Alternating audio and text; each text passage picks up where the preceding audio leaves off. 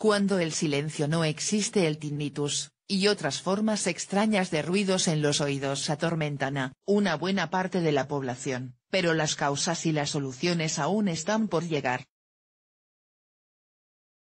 Por si no tuvieran bastante con batallar contra alienígenas hostiles de toda calaña, el Capitán Kirk y el Sr. Spock tenían otro insidioso enemigo invisible, el tinnitus. En 1966 aún no existía nada remotamente parecido a los efectos digitales, lo que estallaba de verdad. Durante el rodaje de Arena, el episodio que hacía el número 18 de la primera temporada de Star Trek, los actores William Shatner y Leonard Nimoy se situaron demasiado cerca de la fuente de una explosión mal calculada. El estruendo les dejó secuelas a ambos en forma de acúfenos permanentes, Shatner en el oído izquierdo, Nimoy en el derecho. Hace unos años, Shatner reconoció que llegó a pensar en el suicidio por el sufrimiento que le ocasionaba el constante zumbido. Había días en que no sabía cómo podría sobrevivir a la agonía, declaraba el actor en la página web de la Asociación Estadounidense de Tinnitus. Otros han sucumbido. En 1994, un estudio de un hospital británico documentó un total de 28 suicidios provocados por el tinnitus, a los que habría que sumar al menos otros 4 casos más recientes. Tal vez el último hasta la fecha sea el de un capitán de barco de Gales, que el pasado diciembre se lanzó al vacío desde lo alto de una cantera porque no soportaba más el ruido en sus oídos. El tinnitus es una indeseable compañía para un porcentaje de población que suele situarse entre el 10% y el 15%. Sin embargo, un nuevo análisis de prevalencia que ha cribado cientos de trabajos previos y que se publicará en julio en la revista Hearing Research amplía esta franja a entre un 5% y un 42%. La lista de personajes famosos afectados por esta tortura auditiva incluye a Michelangelo Buonarroti, Martín Lutero, Vincent van Gogh, Charles Darwin, Ludwig van Beethoven o Francisco de Goya. Algunos de ellos lo padecían como efecto asociado a la sordera, un patrón muy frecuente. Mis oídos silban y zumban continuamente, día y noche. Esta condición es realmente espantosa, escribió Beethoven en 1801. En muchos casos, el tinnitus aparece como consecuencia de la exposición a volúmenes elevados de ruido, motivo por el cual un largo elenco de estrellas de la música lo padecen, sin preferencia de estilo, desde Sumano Smetana a los 2 fundadores de Metallica, Lars Ulrich y James Hetfield, pasando por Barbra Streisand o Liza Minnelli. Un origen oscuro. Sin embargo, ahí no acaban las formas ni las causas de los acúfenos. Los expertos recalcan que el tinnitus no es una enfermedad, sino un síntoma, es decir, la descripción subjetiva de un estado. Pero bajo este paraguas no solo se engloban grados de severidad muy dispares, desde quienes pueden convivir con ello hasta quienes no son capaces ni de conciliar el sueño, sino también manifestaciones muy diversas. El tinnitus puede sentirse en un oído o en los dos, o dentro de la cabeza. Puede ser consecuencia de diferentes enfermedades, de un traumatismo, del uso de ciertos medicamentos tóxicos para el oído, o de nada de lo anterior. Puede ser un pitido, un zumbido, un ronroneo, un siseo, un campanilleo o incluso asemejarse a voces o a música. Puede ser constante o pulsante. Afecta más a los hombres y sobre todo a edades más avanzadas, pero no exclusivamente. Lo único común a todos los casos es el malestar insufrible que aqueja a muchos de quienes lo padecen. Y que aún no hay una cura eficaz ni un tratamiento sintomático general. Las terapias hoy disponibles son psicológicas, aunque en algunos casos es posible enmascarar el sonido fantasma con otros reales. En el fondo yace el problema de que el tinnitus aún es una condición de origen oscuro.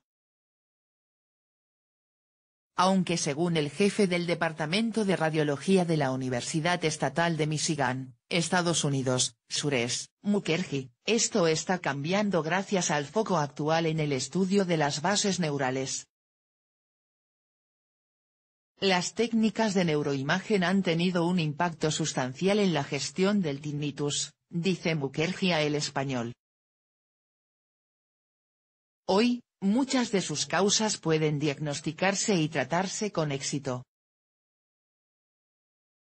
Entre estas posibles causas se encuentra una hipótesis hoy extendida, dado que los pacientes suelen padecer también pérdida auditiva. Los acúfenos podrían deberse al esfuerzo de ciertas neuronas auditivas por compensar el defecto con un sobreesfuerzo que crea sonidos donde no los hay. Para la jefa de la División de Otorrinolaringología y Cirugía de Cabeza y Cuello de la Universidad del Sur de Illinois, Estados Unidos, Carol Baua, esta explicación es plausible y hay un creciente corpus de literatura científica en humanos y animales que apoya la teoría, indica El Español. ¿Hemos explicado el tinnitus definitivamente? Yo diría que estamos cerca, pero se necesita más trabajo, dice Baua. Podemos buscar los lugares críticos del cerebro implicados e investigar los mecanismos, lo que permitirá desarrollar tratamientos con cirugía o fármacos, o intervenciones que contrarresten esa compensación. Pero ni siquiera esta explicación es universalmente válida, dado que existen casos en los que el sonido realmente existe. En un cierto número de pacientes, el tinnitus se relaciona con ruidos producidos por el propio oído, las llamadas emisiones otoacústicas espontáneas. En estos casos, tradicionalmente se habla de tinnitus objetivo, ya que puede escucharse con un estetoscopio y grabarse. Oír la radio sin radio. Existen situaciones aún más extrañas, hay personas que son capaces de oír la radio. No como los demás, con un aparato, sino directamente en sus oídos, aunque naturalmente no escuchan la emisión, sino solo un ruido. En principio esto parecería imposible, las ondas sonoras son puramente mecánicas, moléculas del aire o del agua que se empujan unas a otras. En cambio, las ondas de radio son electromagnéticas, no necesitan un medio para propagarse, ya que viajan, gracias a sus partículas asociadas, los fotones, y por eso pueden transmitirse en el vacío. En resumen, la radio es luz, y nuestros oídos no pueden escuchar la luz. ¿O sí? A comienzos de la década de 1960, experimentos dirigidos por el neurocientífico de la Universidad de Cornell, Estados Unidos, Ian H. Frey revelaron que el oído humano responde a ciertas frecuencias de radio, sobre todo en el rango de las microondas. El llamado efecto Frey ha sido bastante estudiado. Según el modelo actual, las ondas electromagnéticas no actúan directamente sobre el oído, sino que crean ondas acústicas en los tejidos blandos de la cabeza que se transmiten a través del hueso hasta el sistema auditivo. Pero naturalmente, el efecto Frey ha sido y es objeto de toda clase de teorías conspirativas sobre control mental. Otro fenómeno auditivo en la frontera entre la ciencia y la pseudociencia es lo que se conoce como the hum, o el zumbido. A finales de los 60 comenzó a informarse en Inglaterra de la existencia de un extraño run run que solo algunas personas podían escuchar, pero quienes lo hacían sufrían un continuo tormento. Lo que inicialmente era una curiosidad local empezó a documentarse en otros lugares. hoy es global, según recoge en su sitio web el profesor de la Universidad de Columbia Británica, Canadá, Glenn McPherson, que estudia el fenómeno desde 2012, el año en que él mismo empezó a escucharlo. Algunos lo describen como el ralentí de un motor diésel en la distancia, pero sin motor diésel. Aunque ciertos casos esporádicos han podido atribuirse a causas reales, como instalaciones industriales, en la mayoría de ellos no parece existir una explicación clara. Muchos aseguran oírlo más dentro de casa que fuera, sin que el corte total del suministro eléctrico lo aminore. La base de datos y el mapa global construidos por McPherson recogen más de 10.000 testimonios en todo el mundo. No se trata de histeria colectiva, ya que en la inmensa mayoría de los casos no hay condicionamiento previo. Alguien escucha un ruido que le atormenta y recurre a Internet para buscar explicaciones, descubriendo que otros también lo padecen. El zumbido ha recibido poca atención por parte de los científicos, y por razones evidentes. Basta decir que apareció en un episodio de la serie Expediente X. El geofísico de la Universidad de Oklahoma, Estados Unidos, David Deming le dedicó en 2004 tal vez el estudio más extenso hasta la fecha, pero con sus tesis negacionistas, del cambio climático, su defensa a ultranza de la posesión de armas y sus declaraciones de tinte homófobo, Deming no es para muchos una fuente ejemplar. Además, su estudio se publicó en la revista Journal of Scientific Exploration, que pasa por ser un medio abierto a las pseudociencias. Todavía un expediente X de Ming especulaba que el zumbido podría deberse a una variante del efecto Fry, provocada por ondas de radio de muy baja frecuencia, en el extremo opuesto a las microondas. Es decir, que sería un fenómeno externo, pero no acústico, sino electromagnético.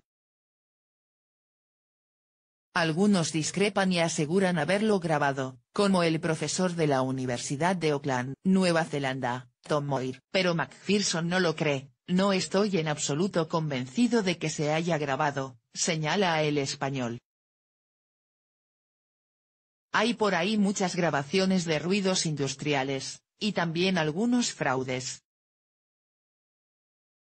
El experto se muestra escéptico respecto a las grabaciones de Moir, ha contestado con evasivas a las preguntas sobre los detalles técnicos y otras cuestiones. Una segunda hipótesis es la sostenida por Bernard Hutchins, ingeniero eléctrico de la Universidad de Cornell. Hutchins ha participado en proyectos como el estudio de las comunicaciones a larga distancia entre los elefantes mediante infrasonidos de muy baja frecuencia. Comenzó a interesarse en el zumbido porque él mismo también lo escucha, y sus propios experimentos confirman la idea de Deming de que no es un sonido real. Si lo fuera, en el sentido de vibraciones físicas de las moléculas de aire golpeando el tímpano, etc., podríamos mostrar y grabar la onda de presión. Yo no he podido, apunta a El Español. El ingeniero concluye, no es acústico. Pero tampoco cree que exista una causa externa. En su caso, puede interrumpir el zumbido momentáneamente durante medio segundo o un segundo con un gruñido o un movimiento de cabeza. Probablemente es interno, sentencia. Creo que es similar al tinnitus en el sentido de que ambos están generados internamente, ambos son quizá defectos del sistema auditivo. A estas dos hipótesis, McPherson añade otra, infrasonidos, ya sean generados por lo que llama la gran acumulación de actividad humana, o bien de origen natural. Un caso similar a este último sería lo que durante años se llamó el blow-up, un sonido real de muy baja frecuencia que la Administración Oceánica y Atmosférica de Estados Unidos, NOAA, detectó bajo el mar en 1997, y para el que se aportaron explicaciones de lo más exótico, hasta que en 2012 la NOAA concluyó que se trataba de ruidos creados por la fractura de enormes icebergs antárticos. Con el fin de llegar de una vez por todas al fondo de la causa del zumbido, McPherson ha empezado a poner en práctica un experimento sugerido por Deming que esclarecerá si es de origen acústico o electromagnético: construir 3 cajas similares, una con aislante para ondas de radio, otra con aislante acústico y una tercera de control. Por el momento ya ha construido la primera, una especie de ataúd de acero que bloquea las ondas de radio de muy baja frecuencia. McPherson admite que el experimento tiene sus limitaciones, por ejemplo, la posibilidad del efecto placebo es innegable. La primera prueba de la caja, realizada por McPherson el pasado abril, no fue concluyente. El motivo es que en ese momento el zumbido era poco intenso para él. El experto confirma que espera reanudar su investigación próximamente.